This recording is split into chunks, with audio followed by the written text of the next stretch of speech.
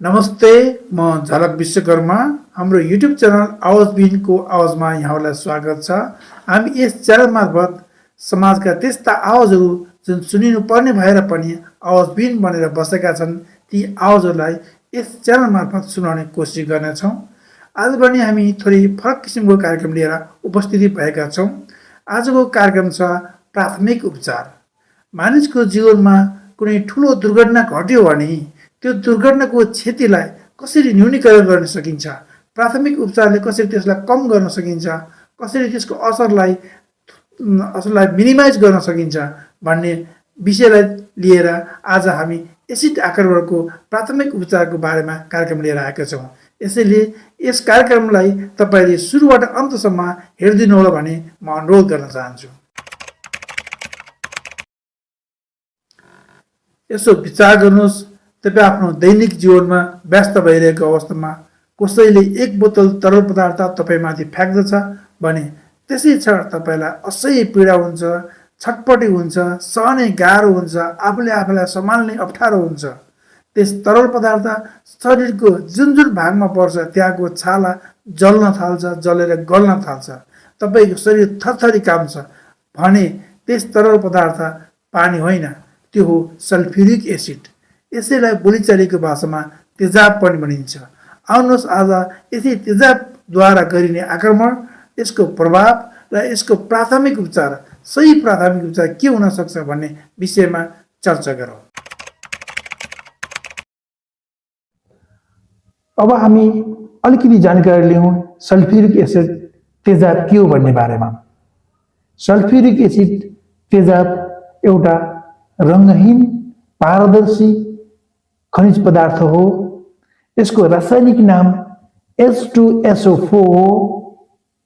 यो अत्यन्तै कडा संक्षारक क्रोसिव अम्ल हो।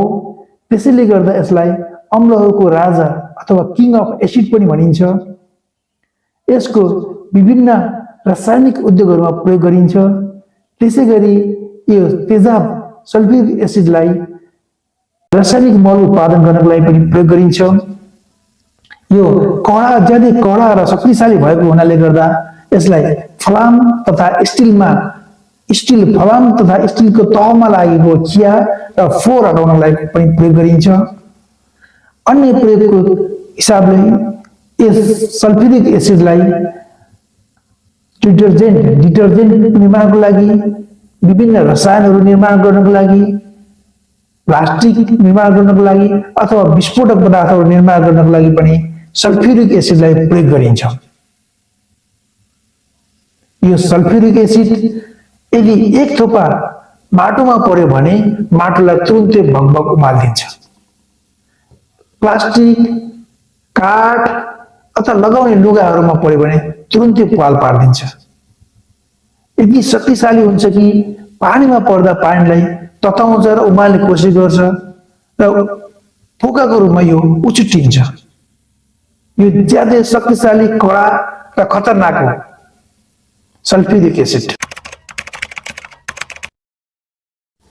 एसिड आक्रमण किन गर्दछन्?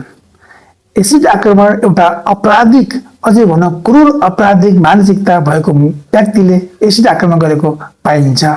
उसले आक्रमण गर्दाखेरि सहजै ठुलो क्षति पुर्याउन सक्ने, आक्रमण गर्दा प्रतिकारको सामना गर्न पनि नपर्ने भएकोले एसिड आक्रमण गरेको पाइन्छ।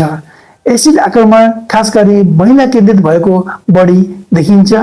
महिलाले प्रेम प्रस्ताव, विवाहको प्रस्ताव, यौन प्रस्ताव अस्वीकार गर्दाखेरि उसलाई एसिड आक्रमण गर्ने र आक्रमणकारीले यदि तिमी जीवनभर मेरो हुन सकेनौ भने कसैको पनि हुन नसक भन्ने सोच राखेर एसिड आक्रमण गरेको पाइन्छ।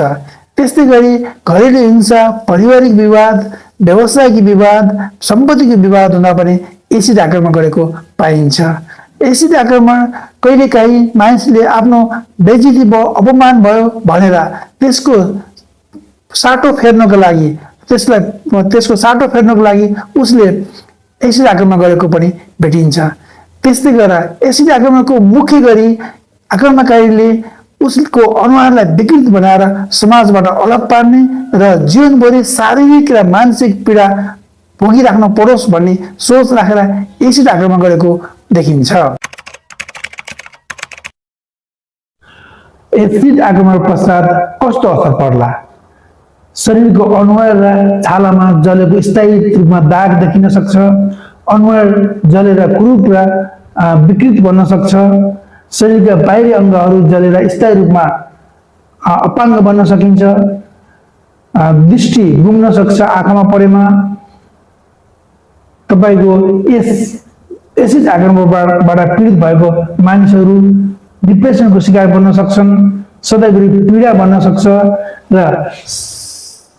गरिरहेको रोजगारी गुम्न सक्ने सम्भावना हुन्छ। समाजले हेर्ने दृष्टिकोण र गर्ने व्यवहारबाट एसिड आक्रमणको पीडाभन्दा ज्यादै ठुलो पीडा सधैँभरि भोग्न पर्ने हुन सक्छ। अब विचार गरौँ, सल्फ्युरिक एसिड जो यति धेरै कडा र खतरनाक छ, त्यति धेरै तेज भएको भएर होला यसलाई तेजाब भनिएको। यो तेजाब मानव शरीरमा पर्यो भने के होला? यसले छालामा पर्दा छालामा गम्भीर किसिमको जलन बनाउँदछ, जलन गराउँछ। आँखामा पर्दा आँखाबाट दृष्टि सधैँको लागि गुम्न सक्छ। कुनै किसिमले शरीरको भित्र पर्यो भने शरीरको भित्री अङ्गहरूलाई गम्भीर किसिमको चोट पुर्याउँछ, क्षति पुर्याउँछ। त्यसै गरी यस तेजाबसँग लामो समयसम्म सम्पर्कमा रहेमा अथवा शरीरमा धेरै परेमा जाने जाने खतरा हुन्छ।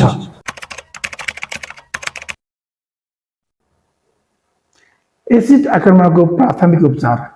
90% मानिसहरूलाई थाहा हुँदैन एसिड आक्रमणको सही प्राथमिक उपचार के हो भनेर। कसरी पीडितलाई बचाउन सकिन्छ?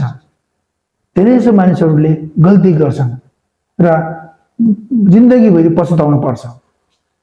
मानिसहरू एसिड आक्रमणको पीडितलाई उपचार गर्नको लागि अथवा प्राथमिक उपचार गर्नको लागि अलमलमा पर्छन्, ढिलाइ गर्छन्।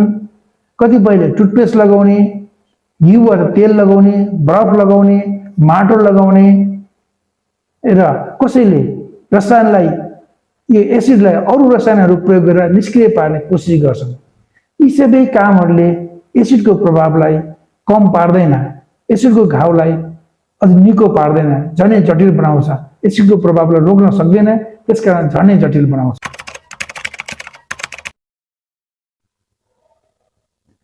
एसिड आक्रमण भइहाल्यो भने पहिलो काम लगातार एसिड परेको शरीरको अङ्गमा धोइरहने, कति पनि ढिलो नगरिकन तुरुन्तै पानीले धुने, 20 देखि 30 मिनटसम्म सफा पानीले धोइरहने र निरन्तर धोइरहने र हल्का रूपमा पानीको धार प्रभावित अङ्गमा पारिराख्ने।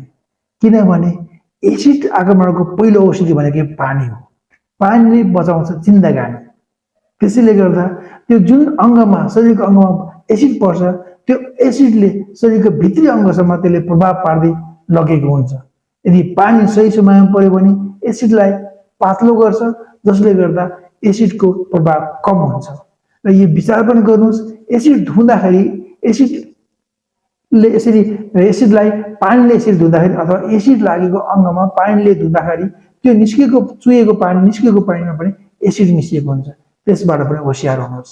र यसै पानीले धोइराख्यो भने सही समयमा पानीको सही प्रयोग गर्यो भने एसिड आक्रमणबाट पीडित। एसिड आक्रमण पछिको दोस्रो काम, एसिड आक्रमण भएपछि मानिसले लगाएको कपडामा पनि एसिड अड्किएको हुन्छ, जसले छालालाई लामो समयसम्म असर पार्दछ। त्यसैले जतिसक्दो सम्भव भएसम्म त्यो कपडालाई हटाउनुहोस्। यदि त्यसलाई चाहिँ उतार्न सकिँदैन भने कैँचीले काटेर हुन्छ कि च्यातेर हुन्छ कि छिटोभन्दा छिटो शरीरबाट हटाउनुहोस्। र उसको शरीरमा त्यो एसिड आक्रमणको पीडितको शरीरमा भएका गरगहनाहरू, घडी, औँठी, बेल्ट इत्यादि सामानहरूलाई पनि हटाउनुहोस्, किनकि ती सामानहरूमा एसिड मिसिएको हुन्छ। त्यसरी हटाउँदाखेरि त्यो हटाउने मान्छे, त्यो उद्धारकर्ता अथवा सहयोगी अलिकति होसियार हुनुहोस्। सम्भव भएसम्म पन्जाब एप्रोन लगाउनुहोस्। यदि सम्भव छैन भने तपाईँ होसियारपूर्वक आफूलाई बचाएर त्यो पीडितको मानिसको शरीरमा भएका औँठी, बेल्ट, कपडाहरूलाई हटाउनुहोस्। निरन्तर उसलाई धोइरहनुहोस्, पखालिराख्नुहोस्।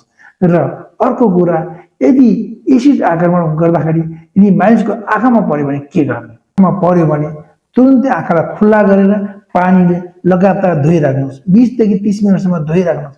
मजाले धुनुहोस्। यदि कन्ट्याक्ट लेन्स छ भने लगाएको छ भने हटाउनुहोस्। यसरी आँखामा लगातार धोइराख्दाखेरि एसिडको प्रभाव कम हुन्छ र भविष्यमा दृष्टि गुम्ने सम्भावनाबाट बस्न सक्छ। एसिड आक्रमणबाट श्वास प्रश्वासमा असर पर्यो भने के गर्ने? यदि एसिडको धुवा श्वास प्रश्वासको माध्यमबाट शरीरभित्र पुगेको छ भने मानिसलाई सास फेर्न गाह्रो हुन सक्छ र उसलाई सास फेर्न गाह्रो भयो भने खुल्ला हावा भएको ठाउँमा राख्नु पर्दछ। त्यसो गर्दा पनि पीडितलाई अझै गाह्रो भयो र उसलाई अप्ठ्यारो भयो भने तत्काल अस्पताल पुर्याउने व्यवस्था गर्नुपर्छ र उसलाई आपतकालीन सहायताको लागि बन्दोबस्त मिलाउनु पर्छ। यो एसिड आक्रमण भनेको मात्र पीडितको समस्यामा होइन, एउटा सम्पूर्ण सभ्य समाजको लागि पनि एउटा चुनौती हो।